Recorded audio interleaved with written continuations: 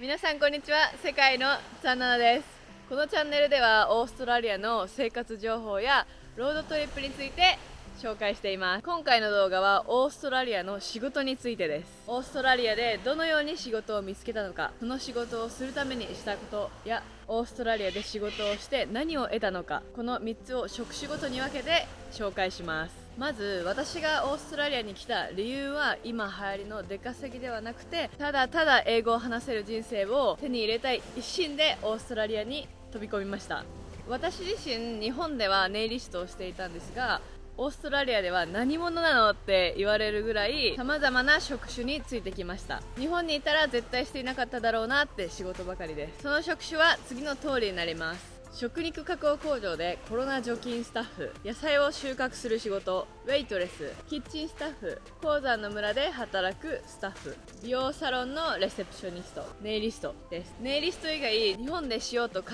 えたこともなかった仕事です。すべては英語力を伸ばす目的やビザのために選んだ仕事です。現在は新たな職種に挑戦してますが、またその動画はいつか出したいと思います。では今からこの7つの職種ごとに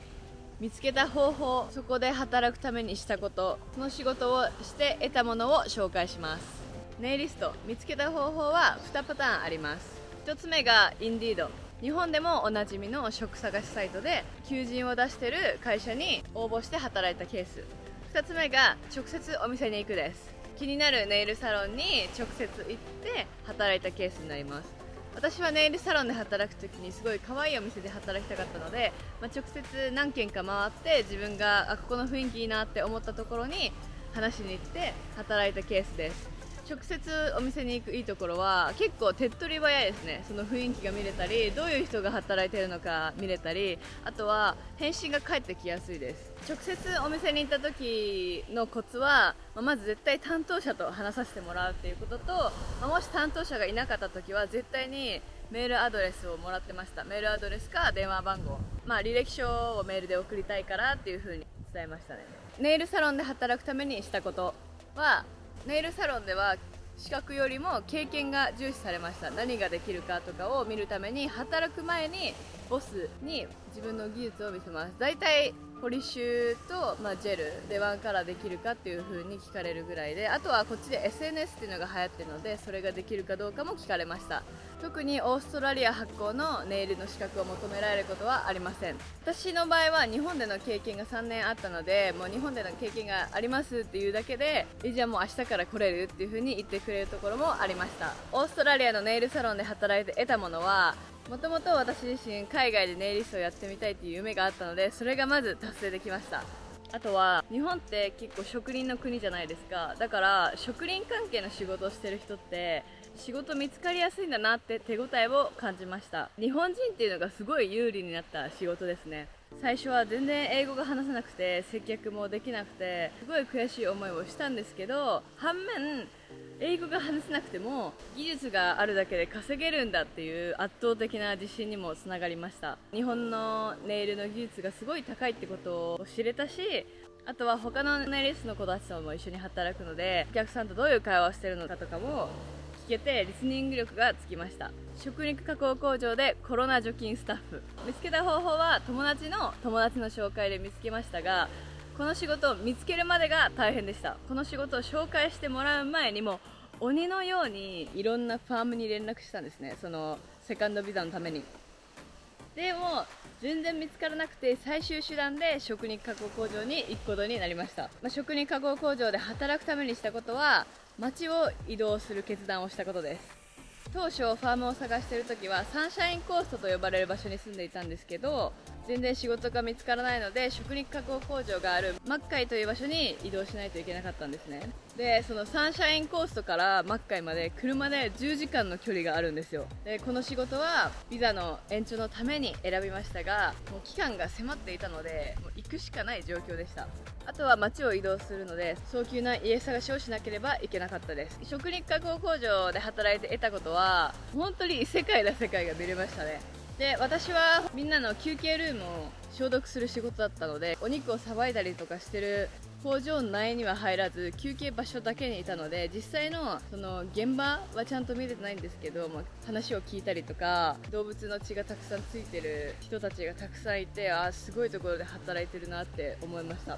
でもこの仕事週5日で働く予定で働いたんですけど、コロナの影響で牛が来なくなってシフトが半分に減ってしまうっていう通知を受けたんですね。でその半分にシフトが減ってしまうと、そのセカンドビザのための条件に一致しなかったので、2週間でこの仕事は終了しました。野菜を収穫する仕事、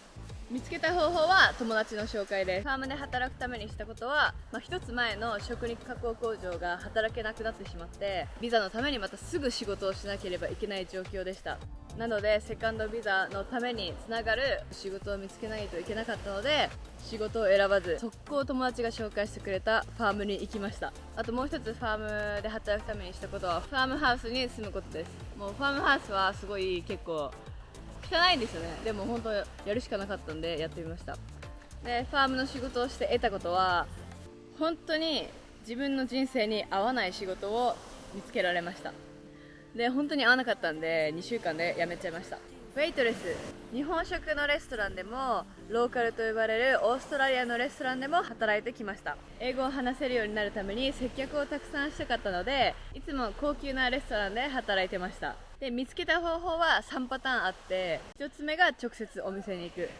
2つ目が日系のウェブサイトを使って働く、3つ目が会社のホームページから直接連絡です。これはどういうことかというと、自分が働きたい、レストランや、ホテルだったりとかの会社のホームページに行くと、キャリアって書いてある項目があるホームページが結構あります。でそこのキャリアっていうところを押すと、今どの職種を募集してるかっていう風に書いてあるので、そこから申し込みフォームに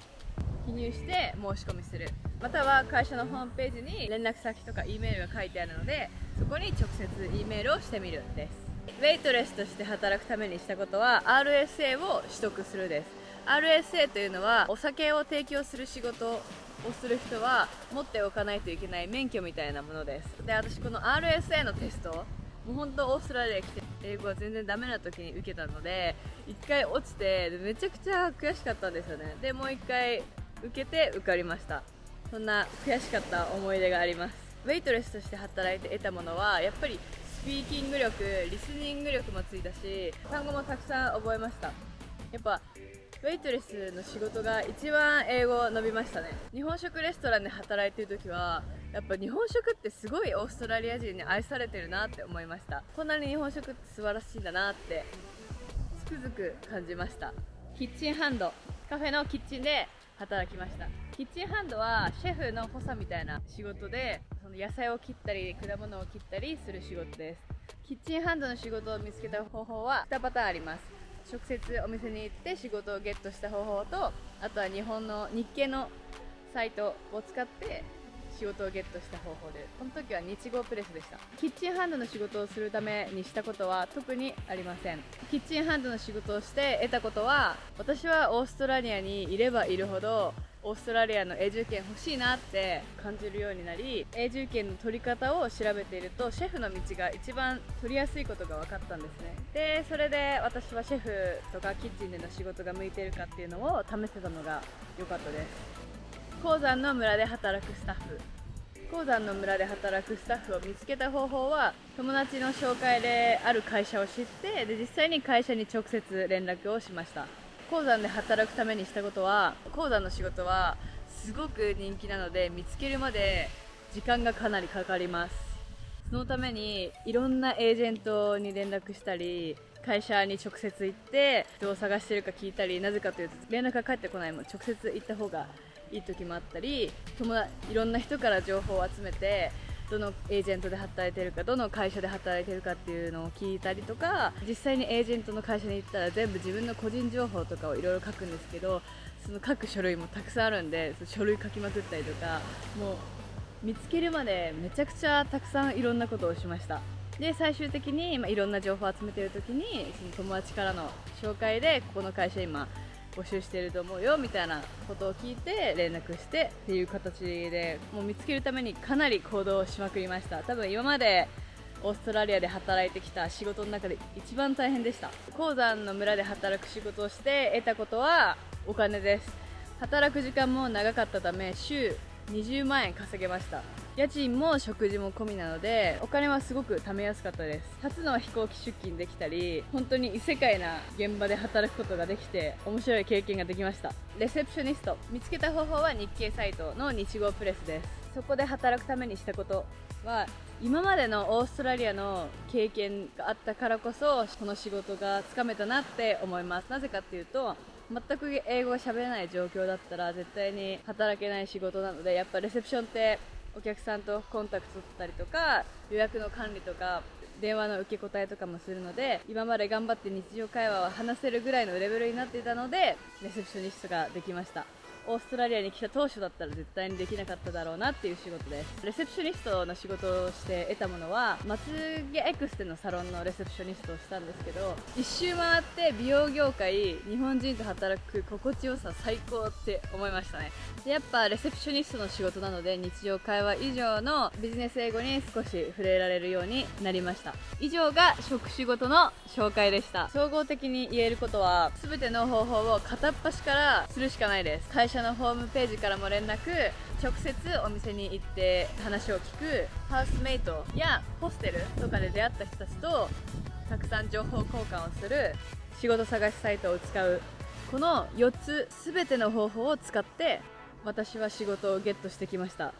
見つかるまで大変な時もありますが、自分の足を使っていったり、夜中まで携帯と向き合ったり、時には街を移動しなければ見つからなかった仕事たちです。日本を出て新しい国で仕事探しをするには、それなりの行動力と根性が必要です。オーストラリアには自国を出て様々な経験を積みに来てる同じような世代がたくさんいるので、ある意味仕事を見つけるのが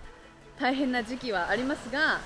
その分面白い人たちにたくさん会えるのも事実です。何か他にもオーストラリアについてのリクエストや質問があったらコメント待ってます。最後に伝えたいことは、私は日本で頑張りたいことがあった中、いろいろ悩み統合すると決めたのは大きな決断だったので、とにかく行動しまくれば何かつかめるだろうと信じ行動しまくりました。その結果、たくさんチャンスをつかむことができて素晴らしい経験ができています。本当にあの時オーストラリアに来てよかったなって思ってます。この4年間たくさんの職場で働き、英語力も伸ばすことができました。日本でネイリストをしていた私がオーストラリアに来て